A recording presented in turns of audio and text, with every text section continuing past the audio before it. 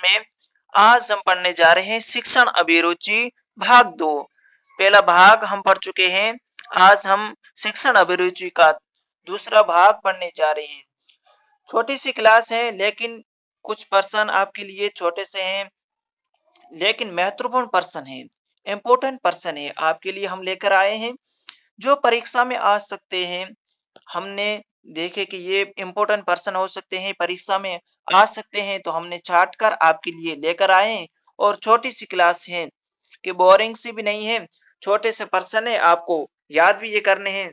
तो हम टाइम नहीं गवाते हुए पहले पर्सन की ओर चलते हैं। पहला पर्सन क्या है कि एक अध्यापक के नाते आप अपने छात्रों का बौद्धिक स्तर ज्ञात करने के लिए क्या उपाय करेंगे? क्या उपाय करेंगे अपने छात्रों का बौद्धिक स्तर ज्ञात करने के लिए? ऑप्शन क्या है? आपके सामने ऑप्शन पड़े हैं 4। छात्रों को गृह कार्य में पर्सन देंगे तथा उसका मूल्यांकन करेंगे।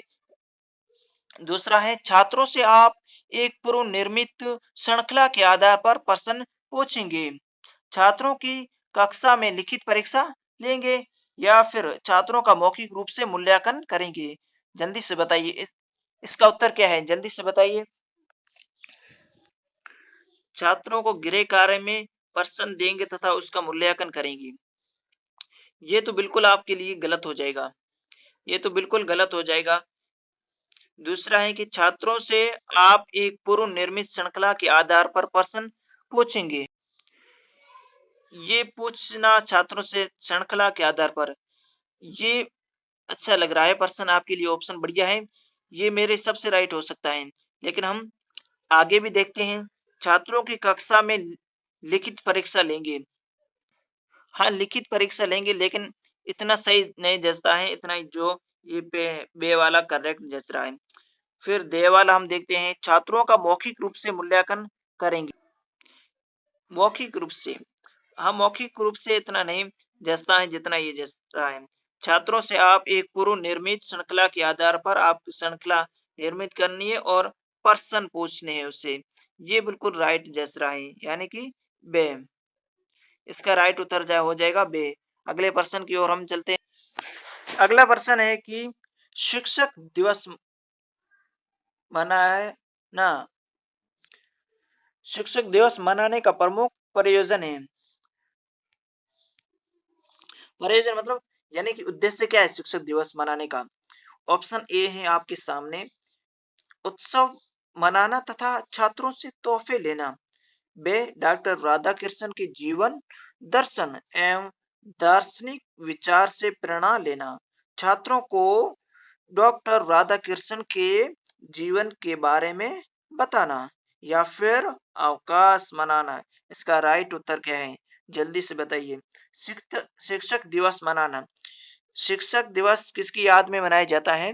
आपने देख लिया ऑप्शन में, वो तो आप ही बता दोगे। डॉक्टर राधाकृष्णन की याद में मनाया जाता है, वो तो आप बता दोगे। लेकिन मुझे ये बताइए कि ये कब मनाया जाता है? शिक्षक दिवस कौन सी तारीख को मनाया जाता है? आप ऑप्शन मुझे बताइए, कौन सा राइट उत्तर है इसका? मैं आपको बताता हूँ शिक्षक दिवस कौन सी तारीख को मनाया जाता है। शिक्षक दिवस कब मनाया जाता है? 5 सितंबर को, 5 सितंबर को मनाया जाता है। इसका राइट उत्तर क्या है? जल्दी से बताइए। हम देखते हैं कि उत्सव मनाना, छात्रों से तोहफे लेना नहीं। ये हमारा मकसद नहीं होता है कि शिक्षक दिवस मनाए और हम छात्रों से तोहफे लें। नहीं, ये बिल्कुल गलत हो जाएगा आपका। फिर आपके सामने है कि डॉक्टर राधाकृष्णन के जीवन एवं दार्शनिक विचार से प्रेरणा लेना है। इससे पहले हम ये निचले वाला देख लेते हैं कि अवकाश मनाना। हाँ, वहां पर शिक्षक दिवस के अवकाश होता है, लेकिन ये भी सही नहीं है था। लेकिन बिल्कुल गलत नहीं कह सकते हम। छात्रों को डॉक्टर राधाकृष्णन के जीवन के बारे में बताना, ठीक है, हमारा ये भी मकसद होता है कि डॉक्टर राधाकृष्णन के बारे में, जीवन के बारे में बताना। लेकिन ऊपर देख रहे हैं, डॉक्टर राधाकृष्णन के जीवन दर्शन एवं दार्शनिक विचारों से प्रेरणा लेना, प्रेरणा लेना। ये नीचे वाला क्यों नहीं कर रहा? सही नहीं, क्यों नहीं सही है?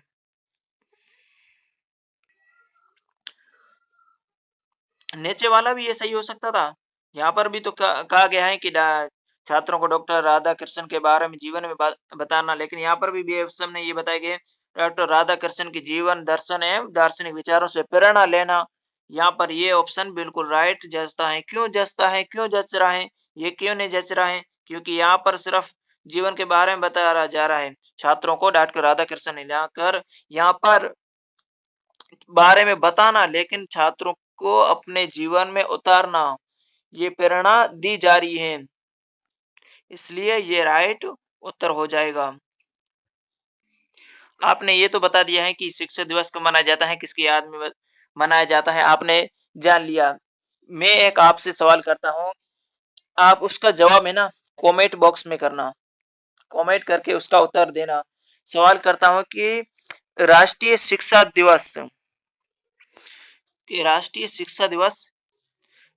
शिक्षा दिवस कब मनाया जाता है और किसकी याद में मनाया जाता है? इसका आपको जवाब देना है कमेंट करके। ठीक है, अगले सवाल की हम और अगले प्रश्न की ओर हम चलते हैं कि प्रश्न क्या है? विद्यालय में शिक्षक का प्रमुख कार्य होता है। शिक्षक का प्रमुख कार्य क्या होता है? कि भाषण देना, भाषण दे, बच्चों की देखरेख करना, कि बच्चों की देखरेख करे, गृह कार्य जांचना बच्चों का, या फिर शिक्षण कार्य आयोजित करना। इसका राइट उत्तर क्या है? जल्दी से बताइए, राइट उत्तर क्या है? शिक्षण कार्य आयोजित करना, शिक्षण कार्य आयोजित करना, गृह कार्य जांचना। आपको पता होगा, आप बीएसटीसी कर रहे हो, आप का क्या होता है? पहली से लेकर 5वीं तक बच्चों को पढ़ाना। सरकार के क्या कहती है? 1 से 6 वर्ष तक बच्चों को बस खेल खेल में पढ़ाइए, उनमें ना ज़्यादा प्रेशर दीजिए, कुछ भी ना ज़्यादा इतना गृह कार्य करने के लिए ना कीजिए, बातें करिए, उनको खेल खेल में पढ़ाना है। तो गृह कार्य ये वगैरह इतना प्रेशर नहीं डालना है आप पर, बच्चों को खेल खेल में खिलाना, ये आपका ये तो गलत होगा। ये बच्चों की देख रेख करना, छोटे बच्चे 5वीं तक पढ़ाते हैं आपको, वो तो आपकी होती है देख रेख, तो आप करते हो, वो तो आपकी जिम्मेदारी रहती है।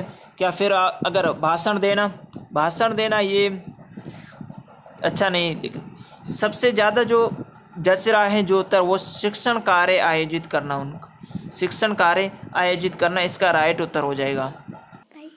अगला प्रश्न है, क्या प्रश्न है? कक्षा के भीतर बच्चे शोर मचाते हैं, क्योंकि बच्चे क्यों शोर मचाते हैं, क्या कारण है?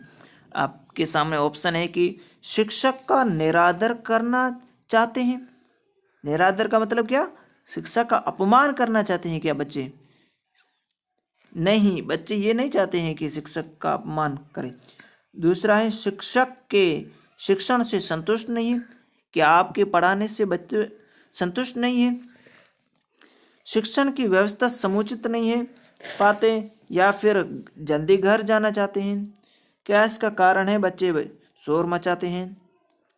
जल्दी घर जाना चाहते हैं, ये भी ठीक है, लेकिन चाहते हैं तब शोर मचाते हैं। शिक्षण की व्यवस्था समुचित नहीं पाते, शिक्षण की ठीक ठाक समुचित मतलब ठीक ठाक व्यवस्था नहीं है तो सही नहीं पाएंगे। तो इसका आंसर आपके लिए ये राइट हो जाएगा उत्तर। इसका उत्तर क्या हो जाएगा? शिक्षण की व्यवस्था समुचित नहीं पाते, पढ़ाई की व्यवस्था ठीक ठाक सही नहीं है, इस वजह से बच्चे शोर मचाते हैं। शिक्षण की व्यवस्था समुचित नहीं पाते, इस वजह से शोर मचाते हैं, ये भी ठीक ठाक हो जाएगा। ये भी तो गलत हो जाएगा, ये तो बिल्कुल ही गलत आपके लिए। ये शिक्षण के संतुष्ट, हाँ कहीं ना कहीं आपके शिक्षण से भी संतुष्ट नहीं है, तो ये भी थोड़ा ठीक है, लेकिन सबसे ज़्यादा ठीक है जो 3 नंबर आपको दिलाएगा, वो शिक्षण की व्यवस्था समुचित नहीं होने के कारण शोर मचाते हैं बच्चे। अगला प्रश्न है, क्या प्रश्न है? प्रश्न है कि मान लीजिए कि किसी विद्यालय में बच्चों में विलंब से आने की आदत पड़ गई। विलंब से मतलब देर से आते हैं बच्चे, देर से बच्चे आते थे, वो रोजाना आते हैं, उनकी आदत पड़ गई। आदत पड़ना मतलब रोजाना आना। इसे कम करने के लिए आप क्या करेंगे? वो रोजाना आते हैं देरी से, इसे कम करने के लिए आप क्या करेंगे? आपके सामने ऑप्शन है, विद्यालय निरीक्षक को इसकी सूचना देंगे,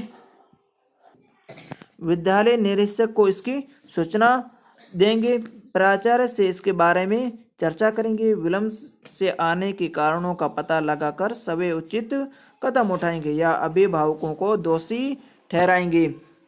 अभिभावक को दोषी ठहराना। अभिभावक को दोषी ठहराने का मतलब तात्पर्य क्या है? अगर मैं पूछूं कि आपके विद्यालय में बच्चे नहीं आ रहे हैं, मैं पूछूं कि बच्चे क्यों नहीं आ रहे हैं आपके स्कूल में, आप कहेंगे कि घर वाले भेजते ही नहीं, ये कहोगे क्या आप? नहीं, ये कहोगे क्या आप? नहीं, ऐसा नहीं कहना है कि घर वाले भेजते नहीं है, ये तो उत्तर आपके लिए गलत हो जाएगा। प्राचार्य से इसके बारे में चर्चा करेंगे। ये ठीक है, कारणों का हम यहाँ पर भी पता कर रहे हैं, प्राचार्य से बात कर रहे हैं, लेकिन ऊपर वाला भी देखते हैं। विद्यालय निरीक्षण को इसकी सूचना देंगे।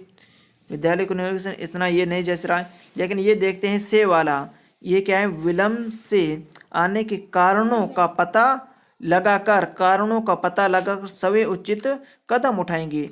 पहले हमें खुद को क्यों देर आ रहे हैं, हमारी क्लास के बच्चे क्यों देर आ रहे हैं, किस वजह से देर से आ रहे हैं, इनको कारणों का पता लगाकर हमें उचित कदम उठाना है। इसका राइट आंसर ये हो जाएगा कि सभी खुद उचित कदम उठाएं, सभी इसका उचित कदम उठाएं। फिर आप में नहीं हो रहा है तो इससे आप दूसरों को, विद्यालय के निरीक्षक को सूचना दें, इसके बारे में चर्चा करें। उसके बाद ये सही होगा। पहला सवाल जो सही होगा हमारे लिए वो विलंब से आने के कारणों का पता लगाकर सभी उचित कदम उठाना। तो हमारी क्लास यहीं तक होती है। आपको कैसी क्लास लगी कमेंट बॉक्स में ज़रूर कीजिए। धन्यवाद। अगले वीडियो में हम मिलते हैं।